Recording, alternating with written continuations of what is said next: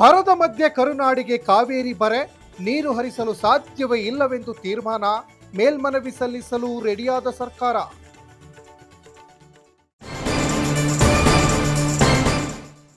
ತಮಿಳುನಾಡಿಗೆ 12,000 ಕ್ಯೂಸೆಕ್ ನೀರು ರಿಲೀಸ್ಗೆ ಆದೇಶ, ಮಂಡ್ಯದಲ್ಲಿ ಜೋರಾಯ್ತು ರೈತರ ಆಕ್ರೋಶ, ಮುಂದಿನ ಹೋರಾಟದ ಬಗ್ಗೆ ಅನ್ನದಾತರ ಮೀಟಿಂಗ್. ಕಾಂಗ್ರೆಸ್ನಲ್ಲಿ ಆರದ ಬಂಡಾಯದ ಕಿಚ್ಚು, ಮೈಸೂರಿನಲ್ಲಿ ಮಹದೇವಪ್ಪ, ವೆಂಕಟೇಶ್, ತನ್ವೀರ್ ಅತೃಪ್ತರ ಮೀಟಿಂಗ್, ಸಭೆಗೆ ದಿಢೀರ್ ಬಂದ ಸಚಿವ ಯತೀಂದ್ರ ಸಿದ್ದರಾಮಯ್ಯ. ಬಿಡದಿ ರೈತರ ಜೊತೆ ಸಿಎಂ ಡಿಕೆಶಿ ಮೀಟಿಂಗ್, ಜೆಡಿಎಸ್ನವರು ಎಷ್ಟು ಬೇಕಾದರೂ ನಡೆಯಲಿ, ಟೌನ್ಶಿಪ್ ಮಾಡ್ತೀವಿ ಎಂದ ಸಿಎಂ ಡಿಕೆ ಶಿವಕುಮಾರ್.